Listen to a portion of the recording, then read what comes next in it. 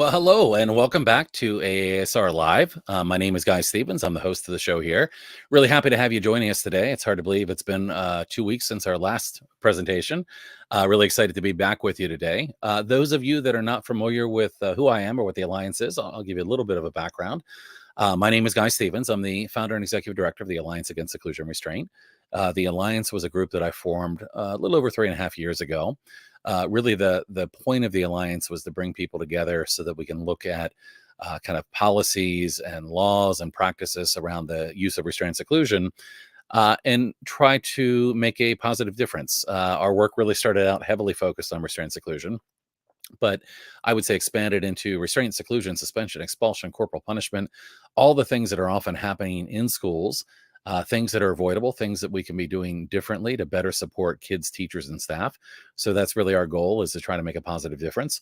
And part of the way we do that is through these educational programs that we do every 2 weeks. We've got a tremendous library now, and I'm excited every time we do one of these because we're adding a really great viewpoint, experiences, and information to help people really do better. I'm a firm believer when we can do better, we have to do better.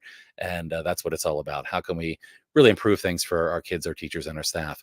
So I'm excited as always. Whenever we do these, I'm like, oh, we've got a really great event because I get to talk to people whose work I greatly admire and who are doing amazing things to change the world in positive ways. And today is no exception. We're going to be talking to Michael McKnight, who's joining us for a special interview. Michael has a long history in education. I'm going to tell you all about him in a moment. I had the privilege of meeting him recently as well and learning more about the work that he's doing. I will let you know that, as always, today's session is being recorded. So this will be made available after the fact on Facebook, YouTube, and as an audio podcast, and LinkedIn now too. We're also on LinkedIn. We're doing an interview format today, so we're going to just really be having a conversation, and you're here with us. You're here part of the conversation. So I want to encourage you to, first of all, introduce yourself. See, we have a number of people that are already on live. If you're on live, tell me who you are, where you're from. I get excited when we do these, and I see people now that I know by name. I know where you're from. I know that you've been part of our community for a while, and it's always exciting to see that. And it's always exciting for our guests as well to see where people are joining us from. I always tell people that we have kind of a international audience. We have people from all over the world that join us. So feel free to ask questions at any point during the interview. I'll be keeping an eye on your questions and comments, and we'll bring those up during the interview. And with that, let me go ahead and get started and introduce Michael. Michael, hey there. Good to see you. Hello. I'm going to go through your introduction here, so bear with me for a second. Okay. You've got you've been doing a lot of work for a long time to really do some amazing things. So let me kind of trace through some of this. You have been working for the New Jersey Department of Education in the Cape May County Office of Education for 17 years. In those years, you've served as a resource for school districts in the county, as well as throughout the southern portion of New Jersey. Beyond the work of the Department of Education, you provided training to educators, parents, community members, and school leaders. And I was lucky enough to be part of one of those trainings recently. Prior to joining the Department of Education, you had 24 years of experience working in schools. Michael, you must have been very young when you started work. I'm thinking 5 here by all these years. You were a special education teacher for 14 years, working with emotionally and behaviorally troubled adolescents. You were also an administrator at Atlantic County Special Services School District for 10 years. These years are really adding up here now, Michael. For the programming for troubled students ages 5 through 21 that were removed from the local school district. You have a passion for creating and supporting reclaiming environments for at-risk children and youth, as well as the adults who serve them. You currently provide professional development to practicing educators, and you also work as an adjunct instructor at Stockton University, where you get to teach and learn with future educators. I love that, with future educators. And your current focus is on joining with schools to create school-level resiliency teams with a focus on school districts working with children and youth who carry into school toxic levels of stress and trauma. You have also worked with our other friend, Dr. Lori Desautel, and co-authored 2 books, Unwritten, the story of a living system about transformation, and their most recent effort, The Eyes Are Never Quiet. I actually had that one sitting on my desk here, so I'll hold that one up here. Listening Beneath the Behaviors, such an important thing, of our most troubled students.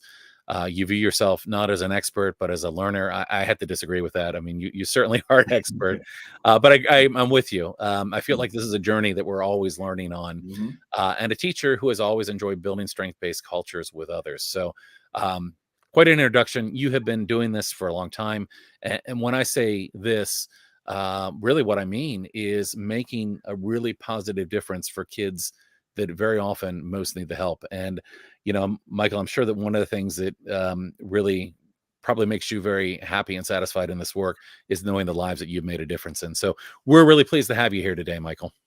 Well, thank you, Guy. That was quite an introduction. I appreciate that. And yeah, when you hear that, I have been doing this for quite a bit of time now, and it's been fun. It's been quite a journey, and I have often just really thanked the young people that I was trying to teach, for pushing me to continue my learning, which really hasn't stopped yet. So I learn something new often, and I love being able to share it with practicing teachers as well as future teachers. It's such an important point. It's easy for people to become stuck in what they know and what they've been doing, even when things aren't working. And I think it's so important to be able to kind of continue that voyage along the way, and always, I guess, have a certain humility of realizing, like, I haven't figured it all out. I'm still trying, but Michael, I very much get that with you through your career, that you continue to learn and do better. And I'm sure that's benefited a lot of individual lives along the way. So I appreciate what you've been doing. As I mentioned to you, we do have a and good. My people are showing up here on cue. We've got people here from all over the world. We've got a friend here, Anna, who is in New Zealand. Says good morning from Auckland. So in Auckland, it is probably what, 6 a.m., 7 a.m., something like that, Wow. tomorrow. So Friday morning. Anna's actually somebody I've talked to a number of times. Great individual, working in schools, working with kids. We have Floyd Hinman, another great person here, joining us from Oklahoma. And glad to be learning with us. We have somebody from Ottawa, Canada, and someone from Massachusetts and from London. So we've got a couple people joining us. And if you're just now joining, let us know who you are and where you're joining us from. Anna has corrected me. It's 8:38 in Auckland on Friday morning. So Wow. people are getting you at all different kinds of times of the day. So why don't we go back a little bit in time? So I gave you a pretty comprehensive introduction, but of course, what's not there are kind of the details.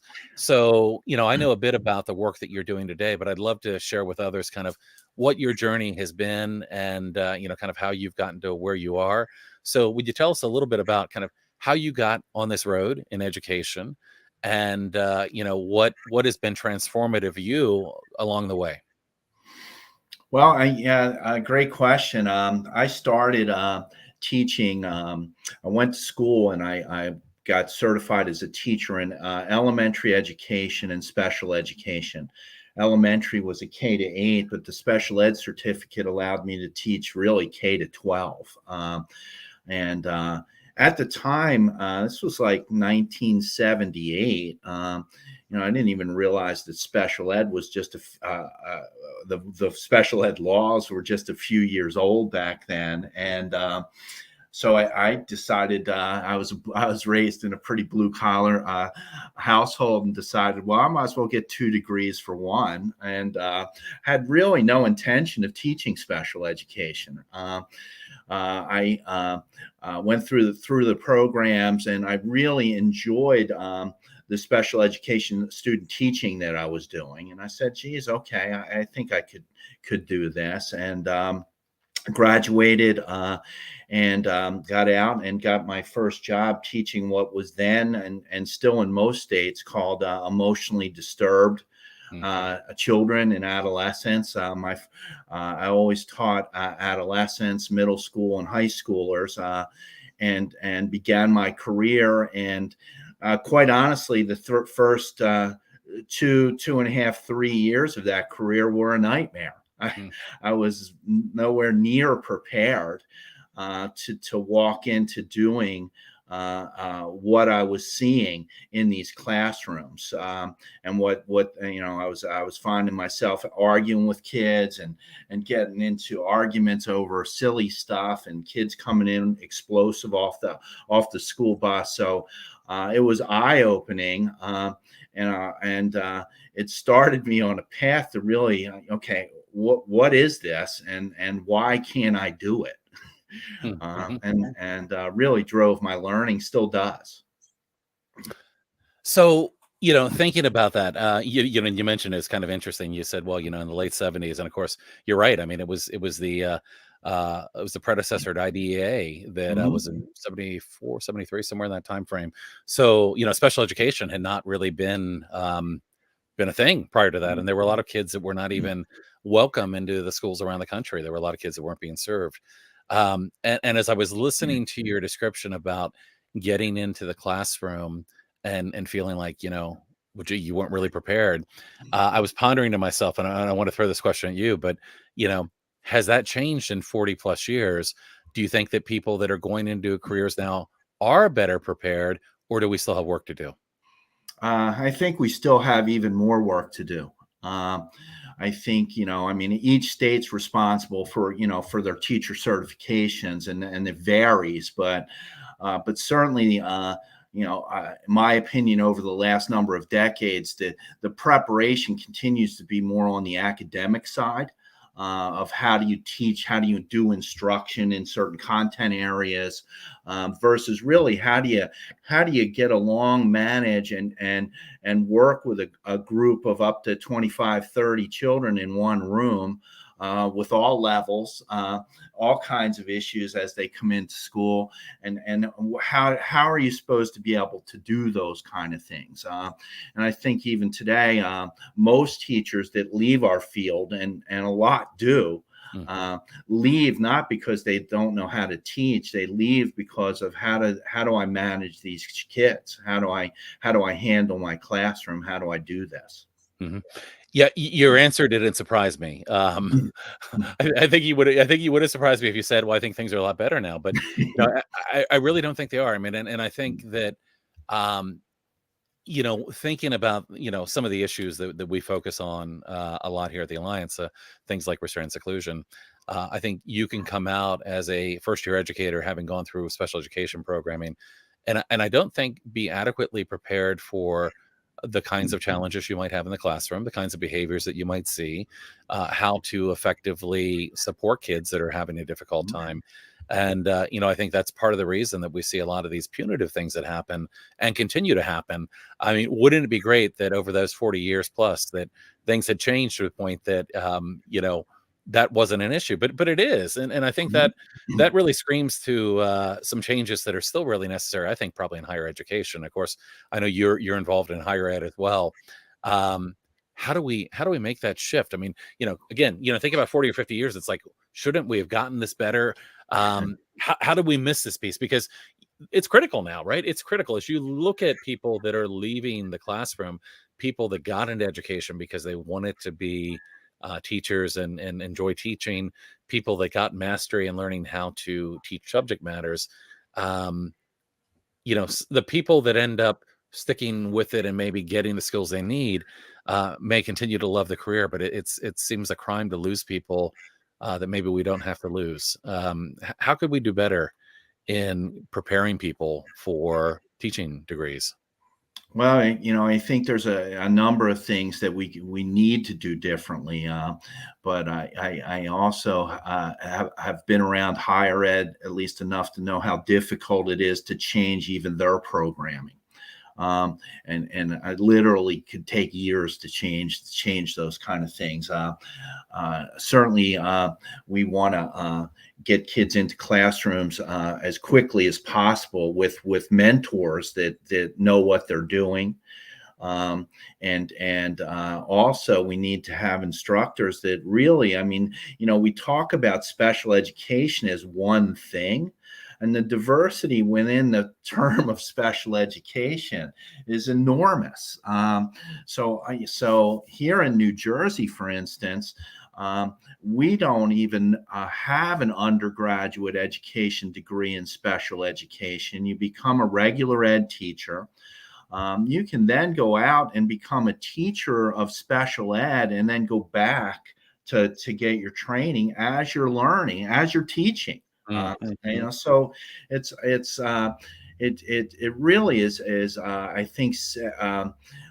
think a couple of things. I'm all for the inclusion movement, but what we're seeing more and more inclusion and less teachers prepared for that Right, inclusion. right, right, So I think that dynamic, and I'm sure every state's a bit different, and every program and teacher training program's a bit different, but certainly I think for a general okay statement is we've got a lot of teachers in classrooms that are really not prepared to teach the kids right, that right. are in front of them. Yeah, that's a huge problem for sure. Well, let's go back to your story. So, this first few years were difficult, but you began to you continued to learn and figure out ways to be successful. Well, what Uh, changed it for me? I'll give you a quick what changed it for yep. me. I left public school teaching after 3 years and got a job at then a program called Vision Quest, which was a residential program for juvenile delinquents. And they were literally taking kids on wagon trains. I Mhm. was out in Arizona. Kids would be coming out of jail and then into residential programs. And I was hired as one of the teachers in the residential program. Uh, and I was young. I was like 25, maybe.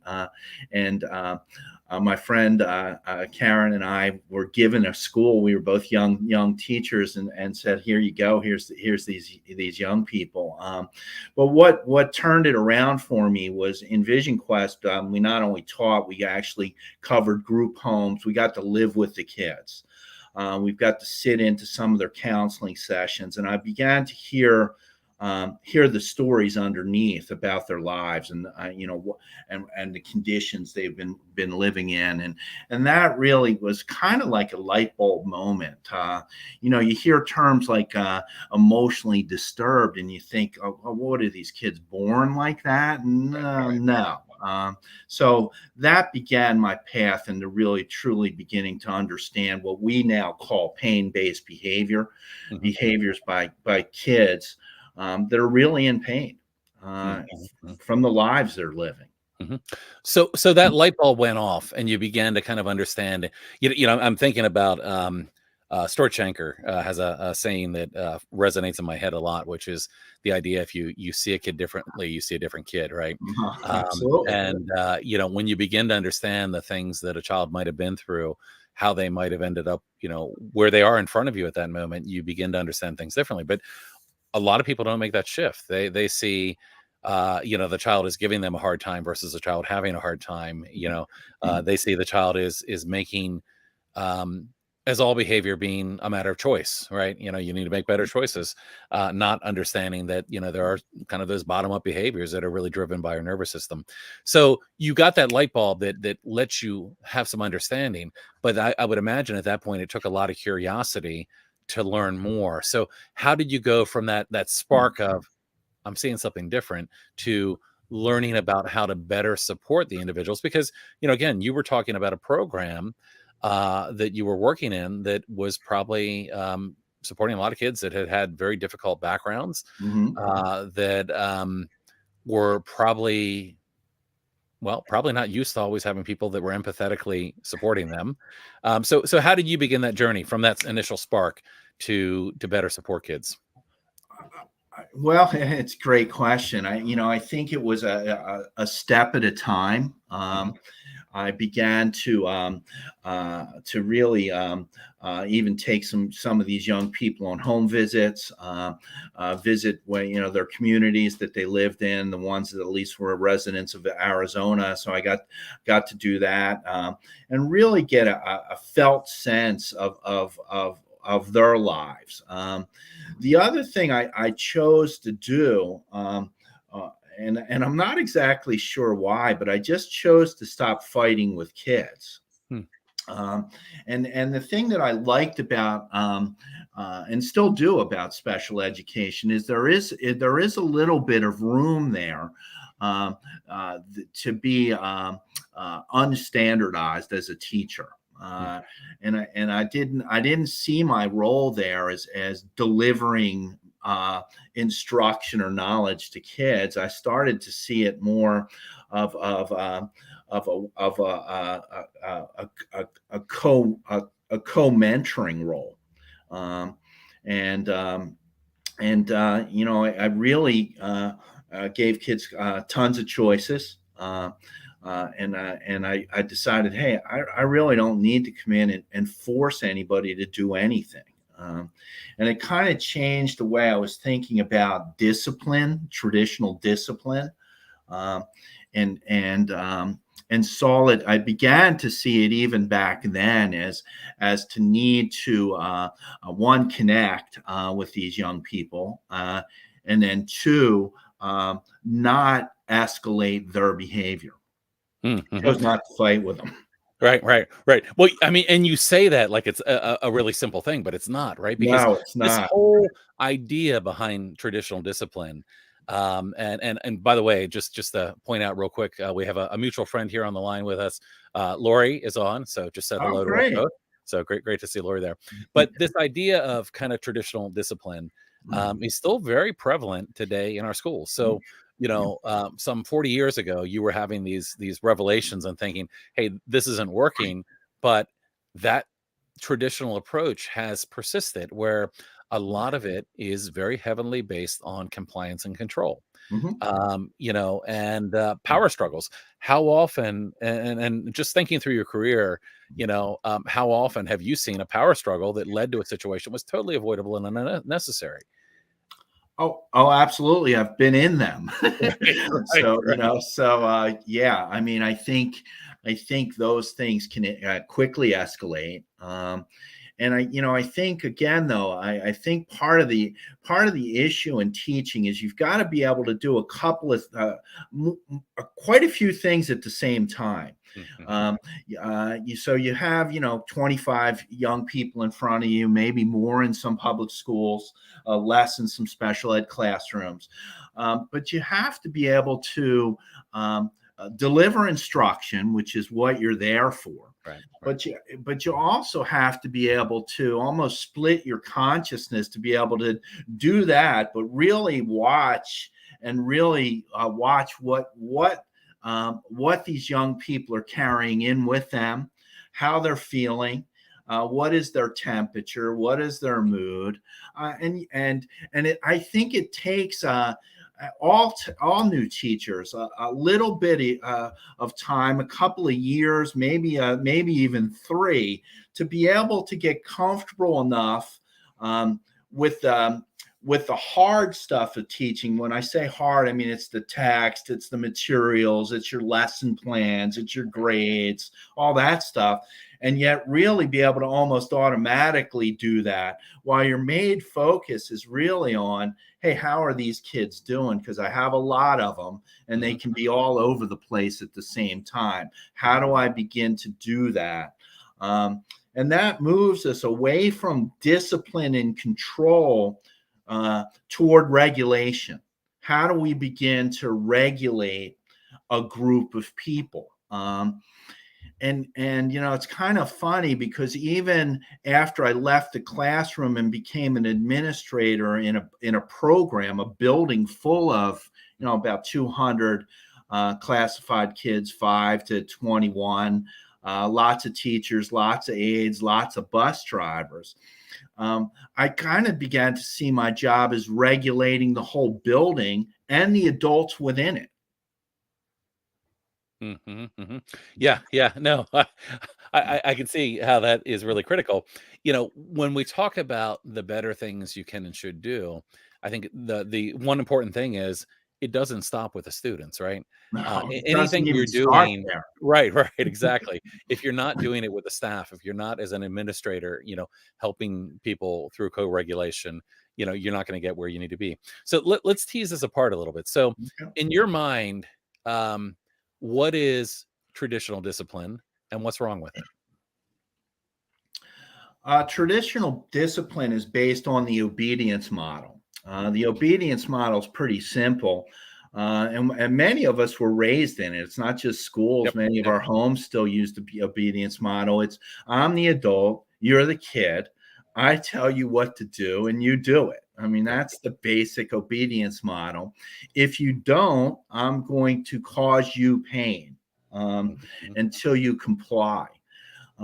The fallacy with the obedience model is really, I mean, you have two choices going through the obedience model. You either comply or you pretend to comply Mhm. and get by, and that's what I don't think most people see. At best, you can get a minimal amount of compliance, particularly with young kids. As you get older kids, they begin to push back, Mhm. and then you see the escalations of behaviors over, those tug of wars that we get in with kids, and that obedience model is still pretty entrenched, not just in schools, but I think in many families and many cultures. Mhm.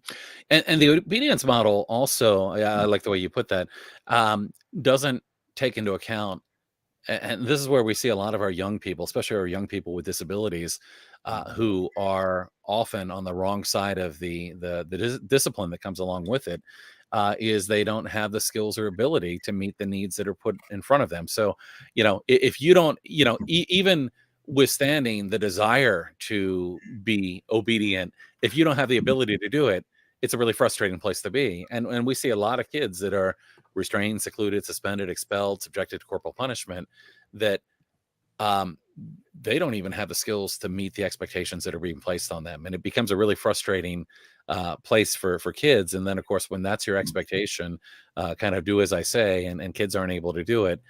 Here come the punitive consequences, and then, of course, along with the punitive consequences comes trauma, right?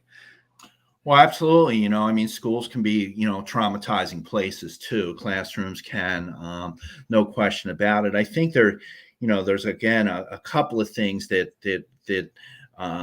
we need to really step back and take a look at.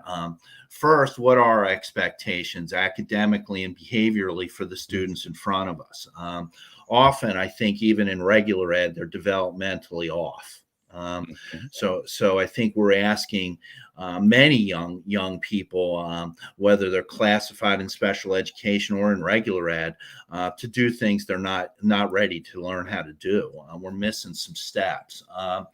And then secondly, what are our expectations around how kids should behave, in quotes? What's that should behave? Uh, and I think our expectations, as we drag the academic curriculum lower and lower, actually are causing more problems than they're solving. Mhm, mhm, mhm. So let's contrast this then. I know that you and Lori and others talk a lot about kind of the connection based approaches, compassion, connection, moving away from these kind of compliance based approaches. Um, what is this other way look like? So you have the experience that you've grown into, kind of moving away from the kind of the punitive mindset, the punitive model, the control model. But what does it look like? What's you mentioned some of the elements of it, like co-regulation, but explain how that's contrasted against the kind of the other model you were talking again about. Yeah, I like to put it in maybe two piles. The obedience model is a model based off of power over. Right. Um, and the model that I like thinking about and in a simple way, just saying is power with. Mhm.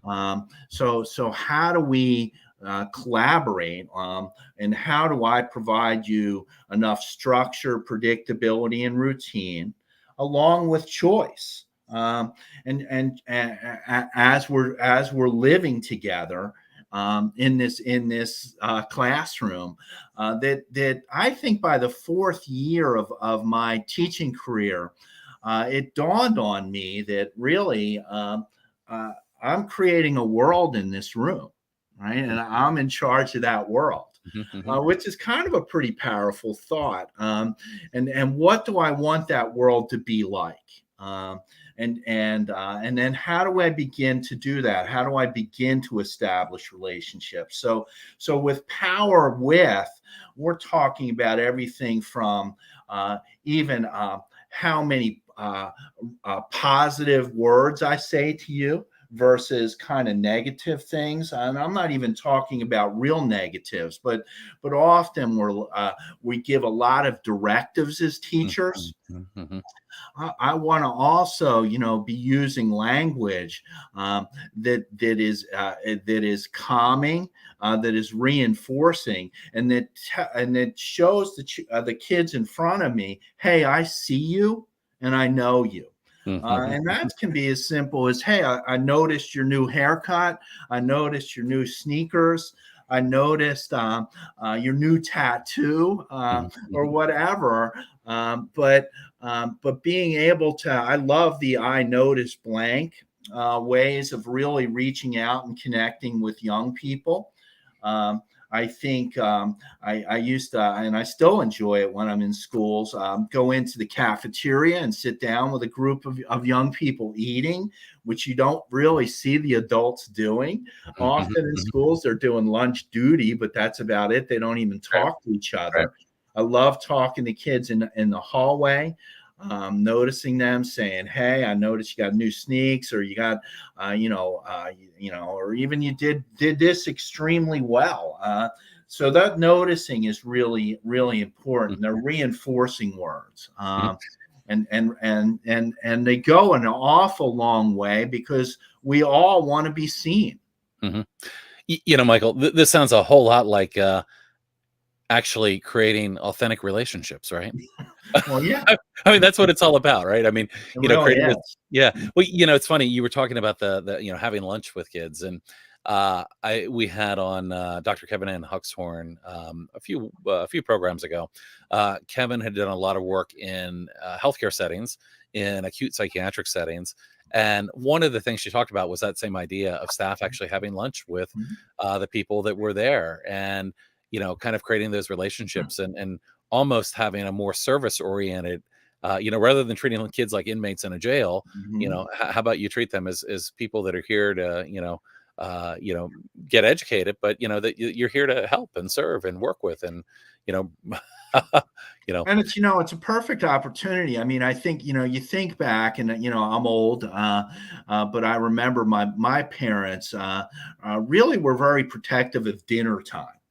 Now that concept has really disappeared, but we can eat lunch with kids in school anytime we want. Right. And just check in. And even if we're doing lunch duty, just kind of walking around, dropping seeds. You see the same kids every day at the same time, whether it's in the hallway, in the cafeteria, wherever. But I think it's important to be able to just notice them and let them know you see them. Those little seeds can go a very long way in beginning to form connections. And when we talk about troubled kids, those young people are really relationship resistant. And it takes those kind of seeds over and over, small seeds, and to begin to build that level of trust.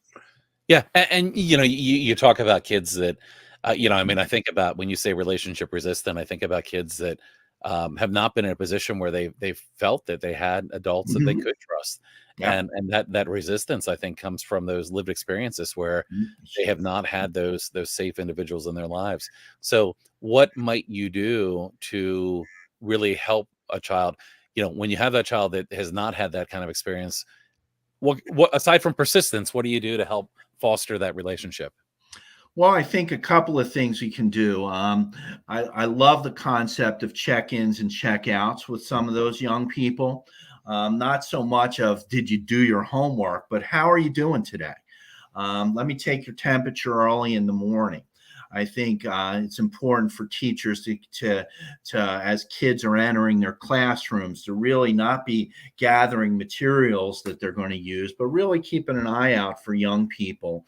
Um, and really, we talk about, Lori and I both talk about dosing kids with connections, and we dose all kids, but certain kids need just a little bit more dosing.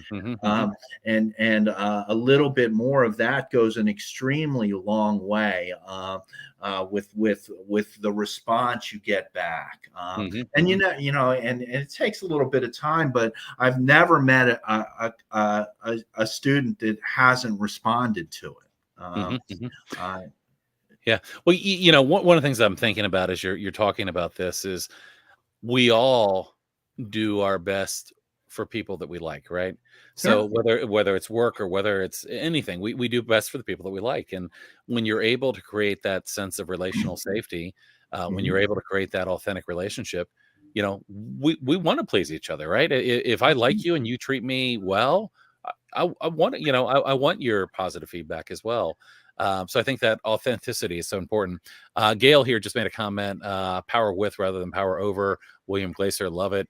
Lori made a similar comment: power with. I love this, Michael. Building the nest. There you go. Now, Yeah. now, what is Lori talking about? Building the nest. Well, Lori, talks early in her work about creating a nest-like environment within a classroom. Mm-hmm. That classroom builds trust, and with trust over time comes a sense of belonging. And that's what we're really looking for in the soil, if you will. And I think of classrooms as really we're cultivating the soil where humans thrive. Um, Mm-hmm. and belonging is so critical, and we know that from Maslow. But we learn this stuff in Psych 101. But when you and we all had those courses, but when you see like it in reality, it's like, well, what does that mean? Mm-hmm. Um, it means really cultivating an environment where kids can relax. Brains learn best in a state of relaxed alertness. So I want to create an environment in my classroom where we can have that state of everybody being relaxed, being calm, and being ready to learn. That's when the top part of the learning part of the brain opens up. Mm-hmm. Mm-hmm. And that's what we really want to cultivate.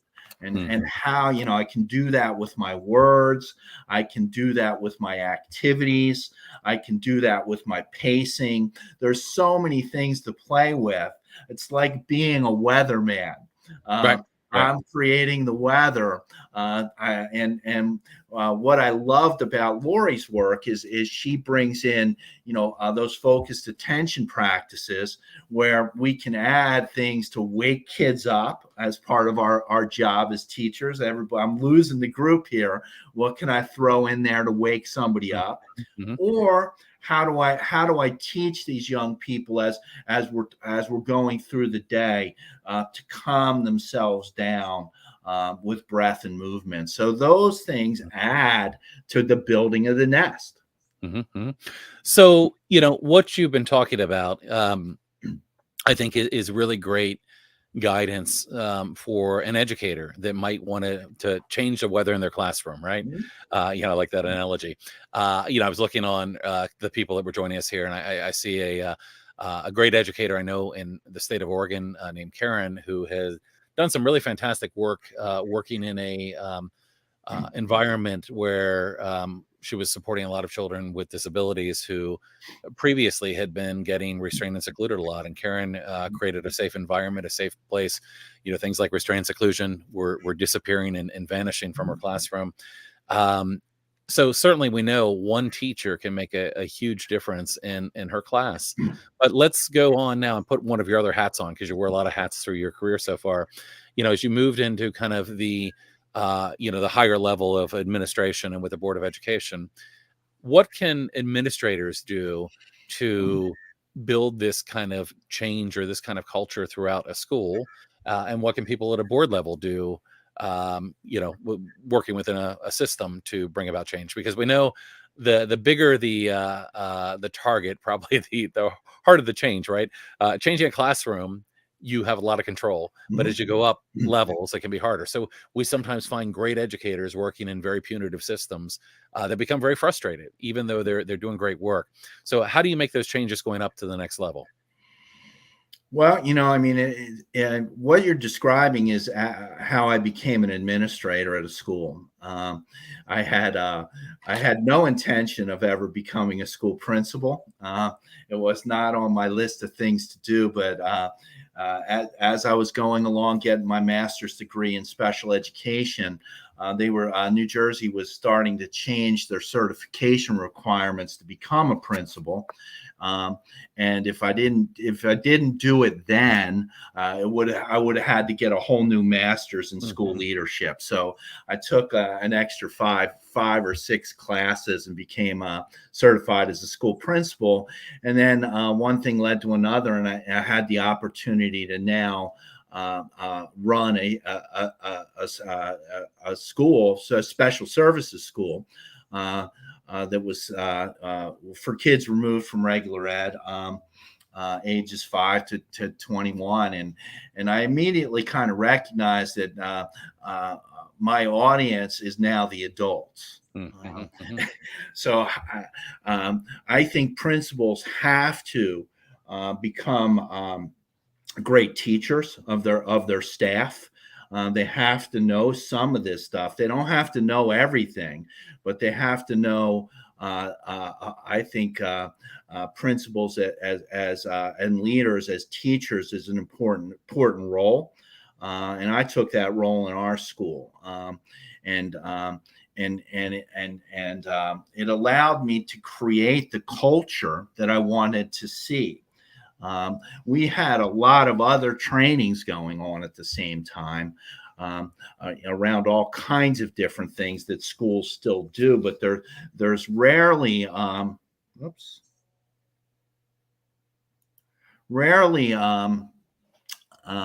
focused, sustained training on creating school environments. It's hit or miss. What was that culture you wanted to see?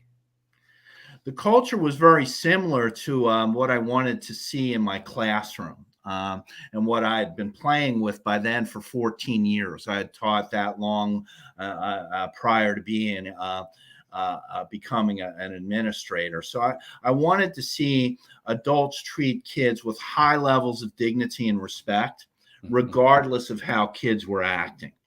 And how do we begin to do that? And what skills do we need to build to be able to do that? And it was a journey that really took me to a lot of different trainings that I went out and found from some great mentors.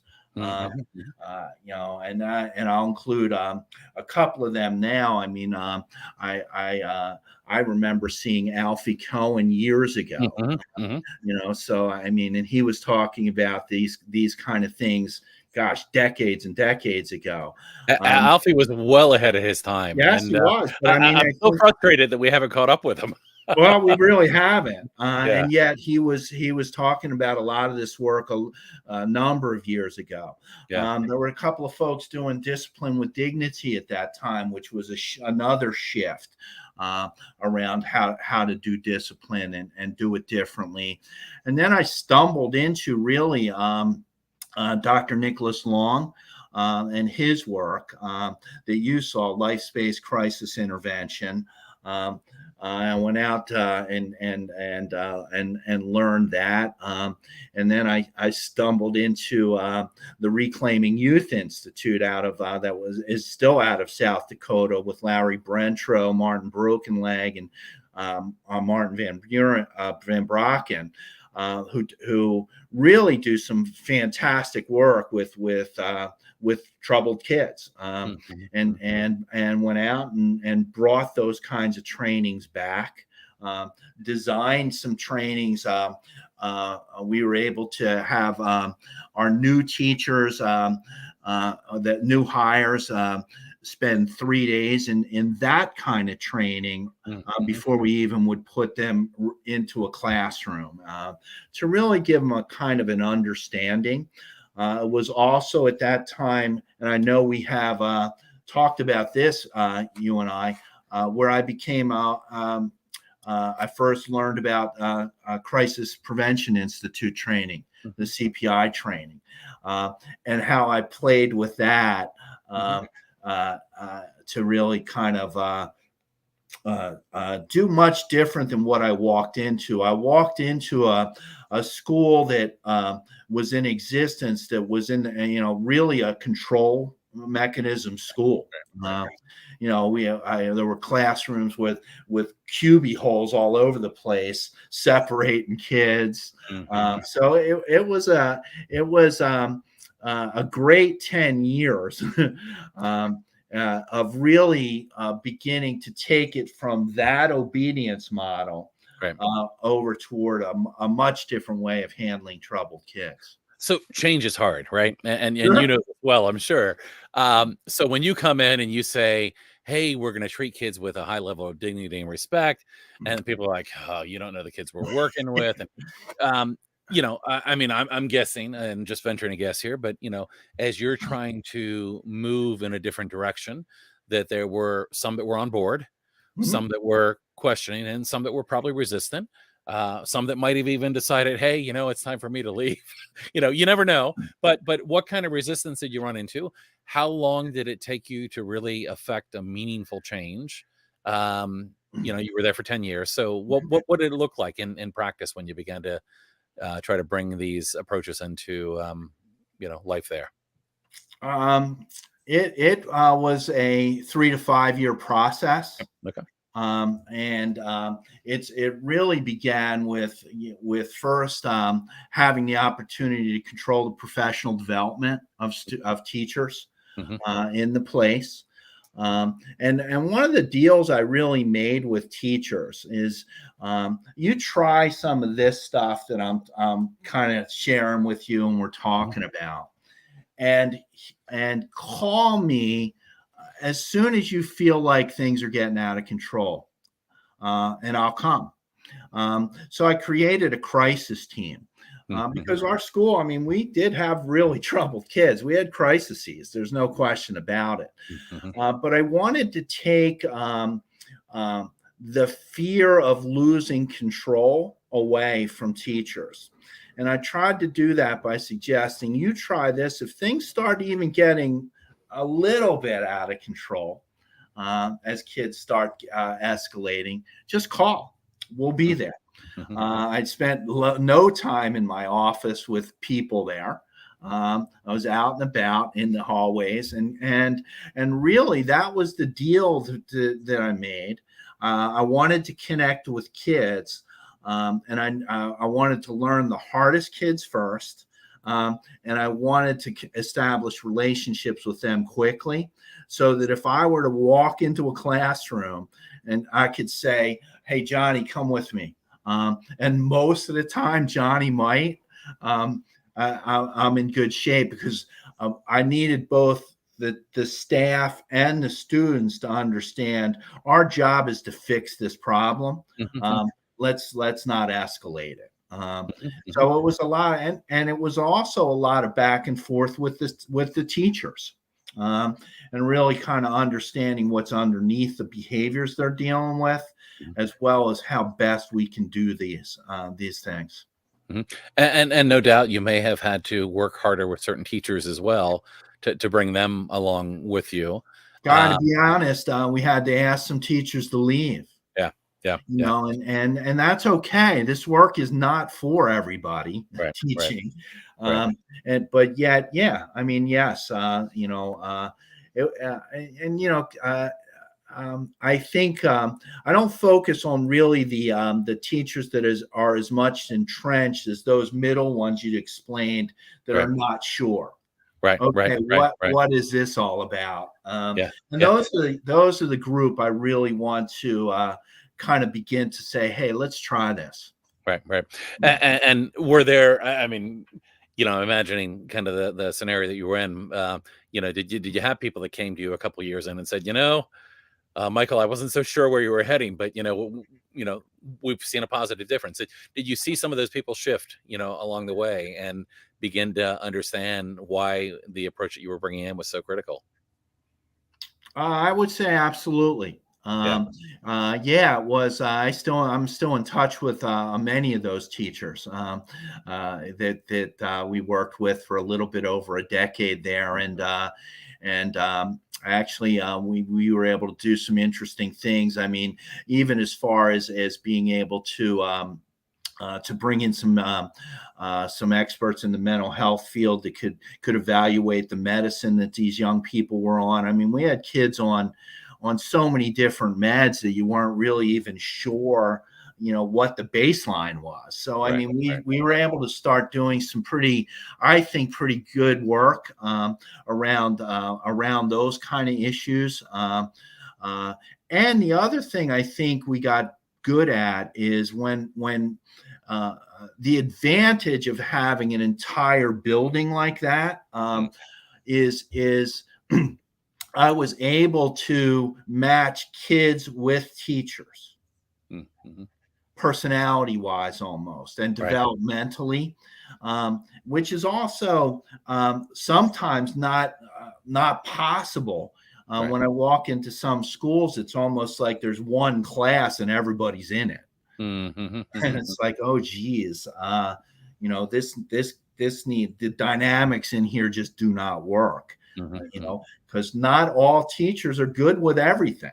Right, right, right. But Or, or, men, or or may have their own experiences and own triggers, and sure, there's certain kids that just can yeah, can you know and clash, and that's and- true of adults, right? I mean, there's oh, adults that I absolutely. clash with. Absolutely.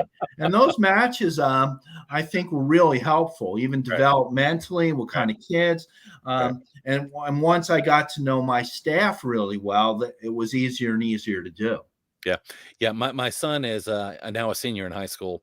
He's been going to a non-public school in the state that we helped to select. But the one thing I love about the school is they do what you're talking about. They're very thoughtful in terms of making matches between staff and Mhm. kids, and it can make all the difference in the world. Really great to see. So you go in, you make this change. You're there for 10 years, and of course, one of the things that we see today is that there are a lot of people out there. There are a lot of amazing educators out there, a lot of trauma informed educators out there, a lot of people doing the program we talked about earlier with Lori, a lot of great people doing fantastic work. But when troubles begin to arise, people go to what they know, and we still see a lot of people that are convinced that the answer to um, you know, any stress related behaviors or any kinds of difficulty is control, compliance, punitive approaches. So things can quickly change as well to go back Mhm. to old ways. How do we do more to prevent that? I mean, and maybe I'm asking you a question that maybe there's not a good answer for, but I mean, these past 2 years, we knew were going to be difficult. We knew as kids got back to school after the pandemic, after being out of school, we could have predicted, and I know many did. I mean, I remember Lori saying, when kids go back to school after COVID, it's going to be a challenge. I'm sure you saw that as well. Yet, even though that challenge was known to be coming, um, it seems to have caught a lot of people off guard, and that the tendency sometimes is to double down in the things that aren't working. So it's doubling down in restraint, seclusion, suspension, expulsion, corporal punishment. We saw a district in Missouri who, after 20 years, brought back corporal punishment this year. I Uh, just saw that.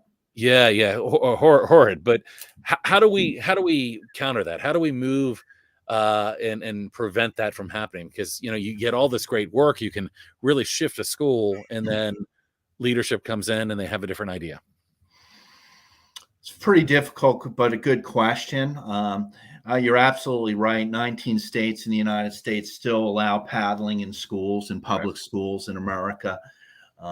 That obedience model is pretty entrenched. I think I think our training of both teachers and school leaders is lacking in this area. So what we have is people walking around actually with high levels of paper, master's degrees, doctorate Right, degrees, right, and yet not very much grounding in child development and best practices with young people. I think a couple of things will help. Um, some changes at the State Department level are still needed, depending on what state you're in.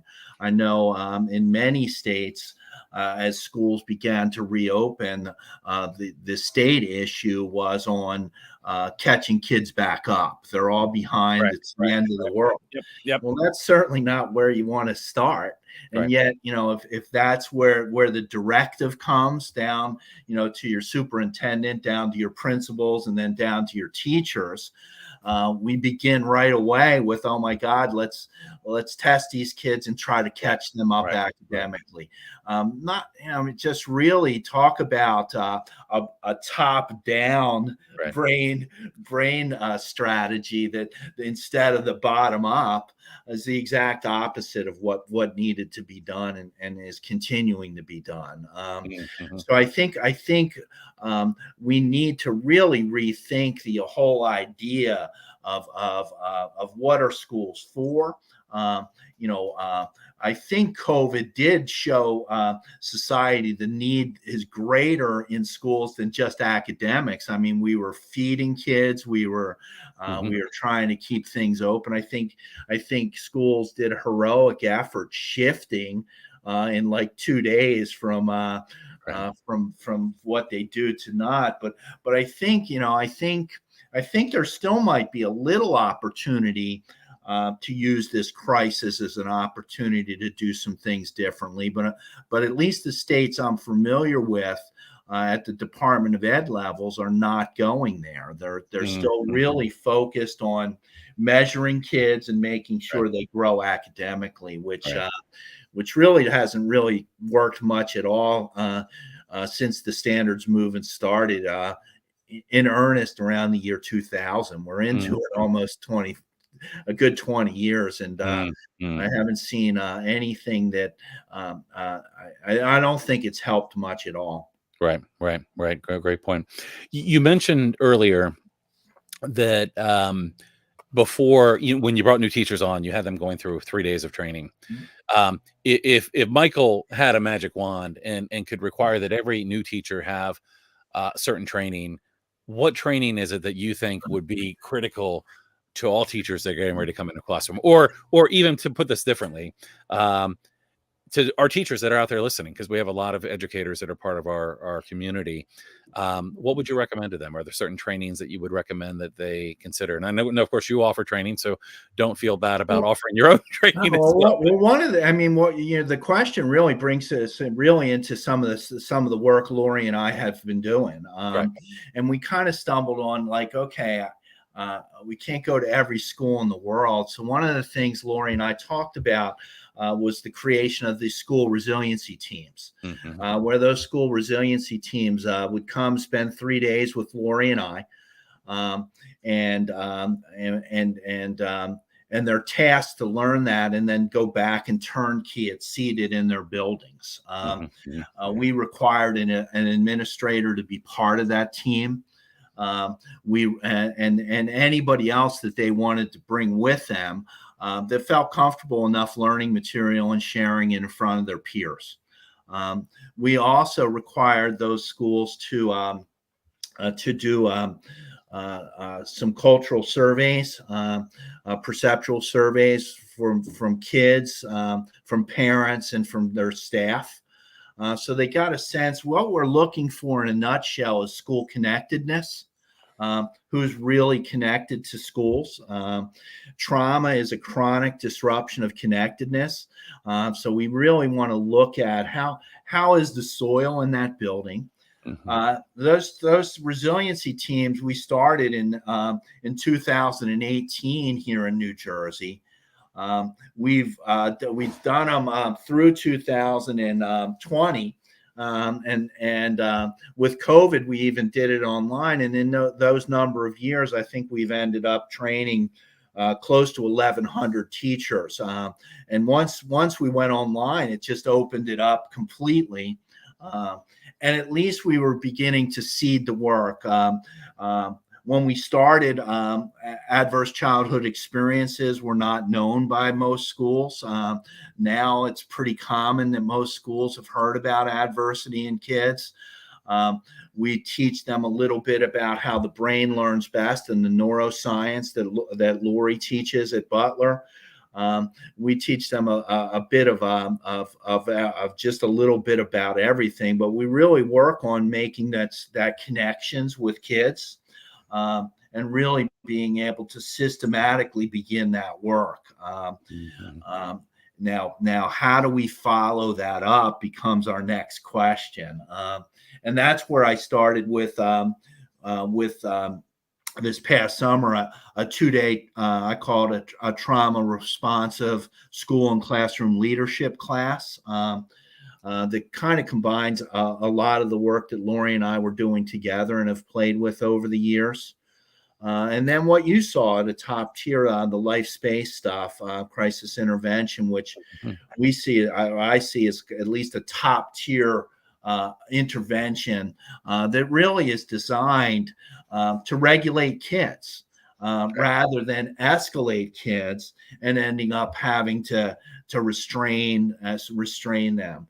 As far as seclusion goes, no child should ever be left alone in any room or area without an adult. We still don't even get great counts of the use of restraint in our schools. I don't think that's a bad thing to start really tracking well and get a sense of what that's like. My guess is with the more and more that we've included more and more kids, the higher those rates could be. So I want to pause for a second and just remind people that are watching, because it's very easy for me to get a little carried away with my questions. Okay. I have a million questions, but I want to let you know, if you're watching live right now, we do have some time for your questions. So feel free to put questions in the chat. We've got probably about another 10 or 15 minutes or so. So if you have questions, put those in the chat now, and I'll try to steer myself away from my own questions and get to a couple of those. With that said, since I don't have a question right now, tell me a little bit more. So I had the opportunity this summer to join you in New Jersey for the Life Spaces Crisis Intervention training, which was a great opportunity, not only to take the training, but to meet you and to get an opportunity to learn from the work that you've been doing, which was really, inspiring. And I think it was like, Michael, we've got to get you, interviewed as well. Tell me a little bit about LSCI. I know you mentioned kind of some of the connections that you made along the way and how that led you to the work of LSCI, but tell us a little bit about what LSCI is and what that training is all about. Life space crisis intervention has been around a long time. It comes, one of the other things I did, it dawned on me after about 3 years of teaching troubled kids, was the realization that I can't be the first teacher in the history of the world to teach troubled kids. Then I started to do some research around the history of people that worked with troubled kids, finding even people like Maria Montessori, who is famous now for her Montessori schools, but Montessori started her teaching career with what she called street urchins in Italy. I was digging around and I found a book actually at a yard sale, and the title of the book was Children Who Hate. And I'm like, oh, this was my third year of teaching and not doing really good, and I'm like, oh, geez, I think I have a few of these kids and I picked it up. It was by Fritz Rettel. And I'm like, wow, this is interesting. And Rettel was working at the University of Michigan with kids out of Detroit back in the early 50s. And Rettel developed a technique called life space interviewing with these young people. Um, his student, my mentor, Dr. Nicholas Long, along with Dr. Larry Brentru, who was also one of his students, um, really picked up Rettle's work, worked for him, worked with him, um, and took what they saw Rettle doing with these pretty troubled kids that seemed to be working, and operationalized it so it could be taught. Mm. And what Reddle and Long put together was the recognition that that young people have all people have patterns in their behavior, and those patterns can be really predictable. And they usually don't change patterns. And if you think of your own behavior, we're pretty routinized as human beings. We have different patterns. Here's what I do when I'm mad. Here's what I'm doing when I'm angry. Here's how I am when I'm happy. All those, and every kid's unique. Reddle and Long were able to recognize in troubled children 6 patterns of thinking. And they developed LSCI, and the training, the verbal training that goes with it, to really identify those 6 patterns, to be able to work with young people, to drain off their emotions, have adults become, and one of my favorite sayings is be a thermostat, not a thermometer. Mm-hmm. I've got to be calm when I'm dealing with young people. And then really begin to drain off their emotions. Now adding the brain science, which wasn't there then, get kids from the lower regions of their brain, drain them so that they're calm and in their executive part of their brain, so that we can problem solve together. Mm-hmm. Mm-hmm. And even during a crisis situation with that brain science, we walk in as an adult. I need to know my job is to take a young person that's in the lower regions of their brain. And before we can solve anything, I've got to get them regulated enough so that they can access their higher regions of thinking. Mm-hmm. Mm-hmm. Most teachers still don't know that. Right. Um, Right. and so they step into having that a young person that's in their amygdala region, at fight, flight, freeze response, easily triggered, and they become triggered. The kid triggers them, and that's when you have that crisis. Mm-hmm. So that works really critical, and that's one of the strengths, I believe, of LSCI, and combined with the what we now know about the neuroscience, is really powerful to at least give people a much different direction than, hey, you can't talk to me like that, Right. Right. and getting right into it. Yeah. We now have brain science behind it too. That's right, and that little bit of brain science, I think, is transformative. I mean, It really is. a very little bit, yeah. And that's training that is offered through LSCI, and you do the training as well, Mhm. for the and one thing to point out here is that Life Spaces Crisis Intervention is a training that does not involve the use of restraint or seclusion. No. Mhm. Usually when I hear the word, in fact, I think I told you this the first time I talked to him, Mhm. like when I read Life Spaces Crisis Intervention, I imagined that there was some physical skills being taught there. It's not. It's really about how to what you said, work with kids and help them reach their cortex and problem solve with them. Mhm. So certainly a far better approach to crisis management that so often is just this reactive piece that Mhm. is only dealing with things after they've gotten to a point where things have really gotten out of kind of moving in the wrong direction. And of course, you do other types of training as well. You mentioned the resiliency team. You also teach at Stockton University. And what kind of Yes. things are you teaching there? The course I teach is an introduction to special education for mostly future teachers. Although there's some people that are studying other things that also take the class, and I've been able to supplement some trauma informed stuff and into that work. So that these young people are able to at least get a sense of what adversity does to young people, what it looks like behaviorally, and what we can do differently with it. And then it's pretty much a broad overview of special education in New Jersey and the different classifications. It is really the only formal class in New Jersey that future teachers need to get in their teacher prep, which is not sufficient in either case for trauma or for special education. And yet that's kind of the state we're in now. But at least I think I leave young people with the idea that that they're going to have to pursue this learning. I give them ways to do that, and at least try to move them forward and give them a little bit of a better start than I had. Yeah, it might be great if you could develop some elective courses that could be Yeah, offered for teachers that want to dive sure. in, even if it's a matter of they already have enough credits.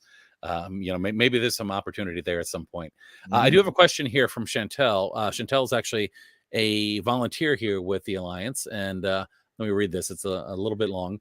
I'm about to meet. So Chantel's in Canada. In fact, was just recently Okay. featured in a story in Canada on CTVW5, which, from my understanding, is kind of like 60 Minutes in Canada. And Chantel said, I'm about to meet with a New Brunswick child and youth advocate about the issue of restraint and seclusion in schools as a systemic issue. If we were to put out a survey of parents, students, school staff, and community members to shed light on this issue for child and youth advocates, what would be the most important information you think that we should ask?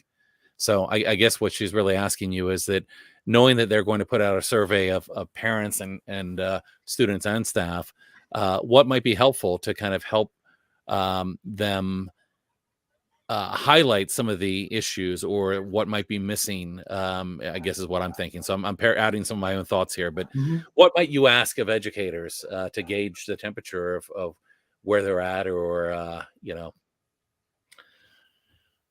I think I'd start with students, and I'd be asking students things, questions that really concern how they feel in school, how they like school, how they get along with their peers in school, just to kind of get a sense of what their 7 hours of the day is like. Those kind of perceptual questions. I'd be asking parents similar questions about how they feel about the entire school. Is it supportive of their kids' needs? Do they address issues if it's brought up? How do they feel about the instruction of and the climates? How do they feel about the discipline handbook in the school? You look at most traditional school discipline policies, and what you see is just page and page and page of rules on one side and consequences on the other side. I mean, literally, if we counted them, there'd be hundreds by high school. Hallway behavior, lunchroom behavior, bus behavior. So again, that's an indication that we're doing obedience. It's like, here, you do this, or we do this. Those kind of things are ways to get a sense of the current status of a program.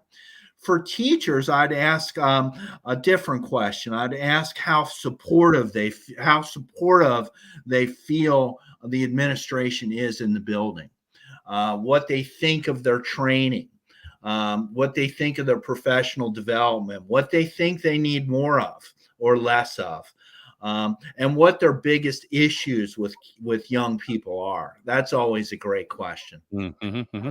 Well, that was some great insight. I was thinking about it, and I think the first thing you mentioned kind of resonated. Was something that my brain had gotten to, but I hadn't gotten any of the rest of this. So that's really great and really helpful. All right, so we are running just about at time here, Okay. and just want to see if there's anything else that you would like to share. I mean, what I've heard from you is about continuing to learn. What I've heard from you is about relationship, about seeing kids differently. about the little bit of brain science that can really make a difference about understanding trauma. Um, what else might you leave let's start with a parent, a parent of a child who is having a difficult time in school, who might not be getting supported appropriately. What might you say to a parent that finds themselves in that situation? As a parent, I think it's important to reach out to your student's teacher and try to form a positive relationship with that teacher early. When I work with teachers, I always tell them, hey, make a contact with the parent first before you even meet the child. Mhm. And have that open door. But if that's not occurring, I think parents can help themselves with trying to reach out and make that connection, even if it's for a few minutes, or and really wanting to meet or email, to talk a little bit about their child and their child's strengths. Those kind of things are important, even if it's a one page. I like doing one page student almost intro kind of pieces Mhm. of paper, Mhm. with their interests, their strengths, what they like, their hobbies, the TV shows they watch. It's just really helpful, I think, to create that sense of getting to know this child quicker for the Mhm. teacher. So Mhm. I think those kind of things are fun for parents. Mhm. Mhm. So I think that's not a bad way to go. I do Yeah, want to leave with a hopeful message from the yep. resiliency research, which, when we look at the resiliency research, which is now, gosh, almost 50 years old, the resiliency research is quite clear. Um, it determined that one connection over time can literally change the direction of students' lives. So the critical importance of that connection, and teachers are well situated to make those connections, but it doesn't just have to be teachers, coaches, teachers' aides, bus drivers, dance instructors, but when researchers talk to kids that really have struggled and come out of pretty bad backgrounds, um, when they talk to them, all of them indicate at least one adult over time, and that, as Yuri says, was irrationally crazy about them. Mhm. That Mhm. really got to know them, got to show them things in themselves that they didn't see themselves at that time. Mhm. That's the power of teachers, to literally change the direction of kids' lives and to Absolutely. reflect back to those children their strengths. We Mhm. spend Mhm. too much time on their weaknesses. Mhm. Mhm. Um, reflect. I mean, I've never met a child that didn't have strengths. Find them and reflect them back to those kids. Mhm. Mhm. And that's what I would leave teachers with, the power to really change lives. Well, you were one step ahead of me because that was kind of my question for you is what you would leave teachers with, because we know these have been tough times. Sure. There are teachers that have gotten into the field that came in with a lot of excitement, who are feeling burnout and unsupported and ready to leave. And I've met fantastic teachers that aren't getting the support that they need to be able to be successful. And so that's wonderful advice. Listen, Michael, I really appreciate you making time to talk with us today. As I said, kind of as we got started here, I always enjoy these conversations quite a bit, and it looks like we've had a lot of people leaving comments as we've gone here, and I think Great. that your words of wisdom through your career are certainly helpful. And again, we mentioned the books that you've been involved with as well. You have anything else in the works here in terms of any additional writing or projects that you're working on coming up? Not yet, but I'm thinking about one. So we'll have to stay tuned. Okay. So that'll be fun too. So I really appreciate, Guy. Thank you very much for the offer of getting to talk with you, and it was great meeting you and great talking with you as usual. Absolutely. Really appreciate it, Michael, and we'll make it not the last time we do it. Lori, through her generosity, has I think she's been our number one guest in terms of the most appearances. Okay. And just every once in a while, Lori would say, "Hey, I get this idea," and I'm like, "Yeah, let's do it." So I might be dragging you back on again for another one, but it looks like Anytime. my friend Gail here in Australia said thank you. Chantel, who you answered that question for, amazing conversation. Really appreciate it. I'm going to let you go, Michael, but I have an announcement for everybody else. So you take care, and I'll be in touch with you again soon. Appreciate it. Good seeing everybody. Thanks for everybody for coming in and joining us and listening. See you later. Absolutely. Take care. All right. And for those of you who are still left, just to mention real quickly, we have, of course, another event coming up in 2 weeks. And I just wanted to let you know about that event. We will be talking with Dr. Dustin Springer, who is a administrator in a school in Kansas, if I'm not mistaken here. If I'm wrong, then I'm getting in trouble. But he's got a great presentation here. You're getting on my nerves, understanding and addressing dysregulation through the lens of applied educational neuroscience. So that's coming up on November 17th, and we'll look forward to seeing you there. In the meantime, appreciate everybody joining us today, and we will see you again very soon. Take care. Good night.